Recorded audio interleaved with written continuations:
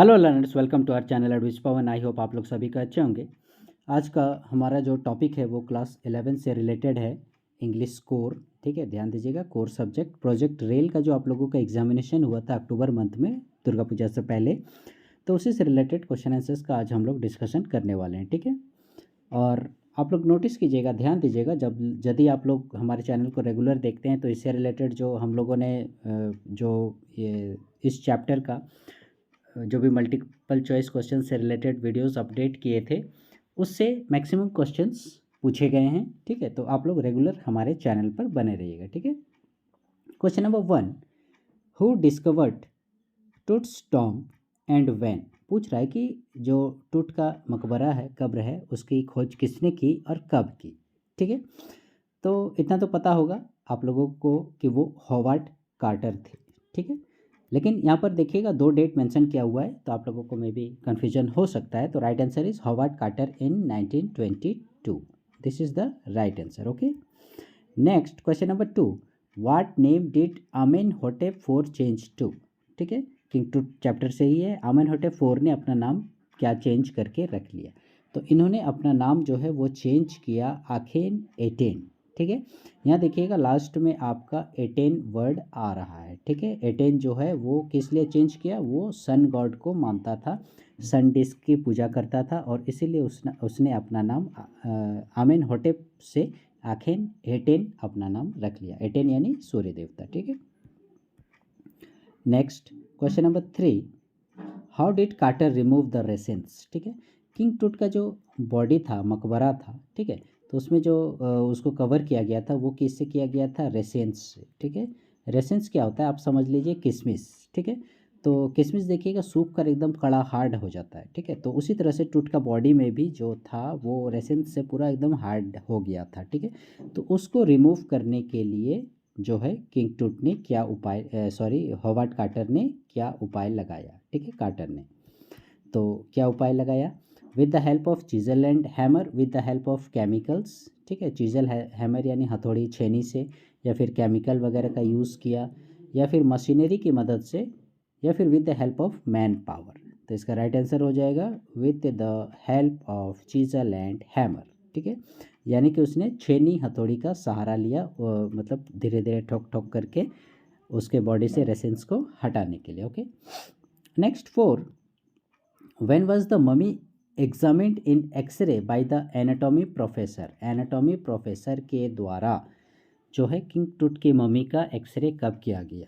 ठीक है, तो ये तो ईस्वी है 1968। Okay, now what does CT scan stand for. That means CT scan का फुल फॉर्म आप लोगों को पूछ रहा था। ठीक है, तो सिटी स्कैन का हो गया कंप्यूटर टोमोग्राफी स्कैन। ठीक है, this is the right answer.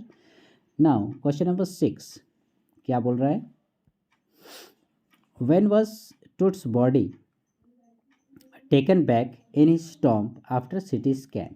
ठीक है, टूट की जो बॉडी थी उसका सिटी स्कैन किया गया, और सिटी स्कैन करने के बाद, ठीक है, टेकन बैक यानी वापस माने उसको कब्र में रखा गया, वो कितने समय के पश्चात, देन आफ्टर ए डे। ठीक है, after 12 hours, after 3 hours, after 5 hours. तो राइट आंसर आफ्टर 3 आवर्स, यानी 3 घंटे के पश्चात सिटी स्कैन होने के बाद उसको वापस रख दिया गया था। ठीक है, next question number 7, the poem the voice of the rain, poetry से पूछा गया है, वॉइस ऑफ द रेन से, is a conversation between. Conversation means होता है वार्तालाप, बातचीत। तो ये किनके बीच में वार्तालाप हो रही है, तो इतना तो जाहिर सी बात है, चैप्टर में ही जैसे रेन लिखा हुआ है तो एक रेन होना चाहिए। ठीक है, तो यहाँ देखिएगा रेन है, यहाँ भी रेन है। ठीक है, अब बाकी ऑप्शंस को तो आप माइनस कर दीजिए पहले ही। ठीक है, ट्रीज़ को हटा दी, सॉरी यहाँ भी रेन है ना, रेन एंड ट्रीज़ यहाँ भी है। ठीक है, फिर द पोएट एंड माउंटेन्स इसको हटा दीजिए। ठीक है, तो बात है यहाँ पर लेखक है, कवि है, तो कवि की कविता है, तो वो जो है रेन से बात कर रहा है, तो राइट आंसर क्या हो जाएगा, the poet and the rain, यानी ऑप्शन ए। ठीक है, चिड़िया नहीं है कवि, और फिर ट्रीज़ की भी चर्चा नहीं की गई है, तो राइट आंसर हो गया आपका पोएट एंड रेन्स।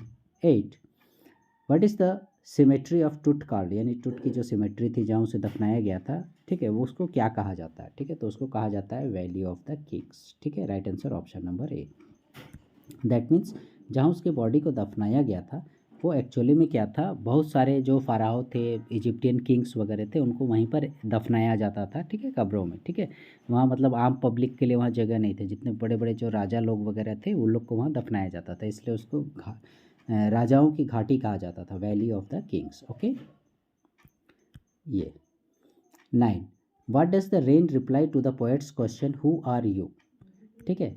ये जो पोइट्री हमने पढ़ी the voice of the rain, उसी से रिलेटेड क्वेश्चन कि लेखक जो है वो रेन से क्वेश्चन करता है, क्या करता है, हु आर यू, तो उसका क्या उसे रिप्लाई मिलता है, जवाब मिलता है। क्या जवाब देती है वो रेन, बारिश की बूंदें, कि सी इज़ रेन, वह बूंदें हैं, सी इज़ रेन फ्रॉम माउंटेन्स, ठीक है, पर्वतों से वो कि वो वर्षा है, या फिर C is poem of earth, C is poem of mountains, ठीक है, डी। तो इसका राइट आंसर हो जाएगा option number B, C is poem of the earth, वो पृथ्वी की कविता है, ठीक है। Next 10, from which two places does the rain rise in the form of water vapour, ठीक है। किन दो जगहों से ये जो वर्षा है वो उठती है, राइज, ठीक है, उठना, और किस रूप में, इन the form of water vapour, ठीक है, वाष्प के रूप में। तो इसका पोइट्री आपने पढ़ा होगा तो इसमें ज़्यादा दिमाग लगाने की आवश्यकता नहीं है, लैंड एंड बॉटमलेस सी, ठीक है। देखिएगा लैंड इसमें एक है, माउंटेन नहीं होगा, लैंड एंड ओशन, ठीक है, ओशन ठीक है, ओशन तक तो ठीक है, लेकिन वहाँ जो कविता है आपकी उसमें बॉटमलेस सी का जिक्र किया गया है, ठीक है, इसलिए राइट आंसर भी आपका वही होगा, कौन वाला, option number A, land and bottomless sea. That means वो ज़मीन से, समुद्र तल की गहराइयों से, अथाह समुद्र से जो है वो वेपर के रूप में ऊपर उठती है, वही पूछ रहा है आपको, ठीक है। नेक्स्ट क्वेश्चन नंबर 11, ओ यहीं तक था आप लोगों का एमसीक्यूज़। खैर 11 12 ये सब के में मैं थोड़ा थोड़ा डिस्कशन कर दे रहा हूँ ताकि आप लोगों को समझने में आसानी हो। Straight forward, who was King Tut, King Tut कौन थे, तो किंग टूट जो है वो इजिप्टियन किंग थे, लास्ट फ़ाराओ, ठीक है, और he was died in very early age. 12, whom does the poet talk in the poem voice of the rain, voice of the rain में लेखक जो है किससे बातें कर रहे हैं, ठीक है, तो जाहिर सी बात है वो किससे बात कर रहे हैं, रेन से, ठीक है। Then who was Howard Carter, तो हॉवर्ड कार्टर कौन थे, what did he find, Howard Carter कौन थे, वो आपके थे आर्कियोलॉजिस्ट, ठीक है, जो पुरातत्ववेत्ता होते हैं वो थे, आर्कियोलॉजिस्ट थे। और वो व्हाट डिड ही फाइंड, वो क्या खोज रहे थे, तो वही किंग टूट का जो मकबरा था, ये जानने की कोशिश कर रहे थे कि किंग टूट की जो डेथ हुआ वो इतना अर्ली कैसे हो गया, और उसका रीज़न, ये मेन कारण था, उसके रीज़न को अभी तक नहीं जान पाया कोई कि आखिर उनकी मृत्यु कैसे हुई, तो यही है इसका आंसर।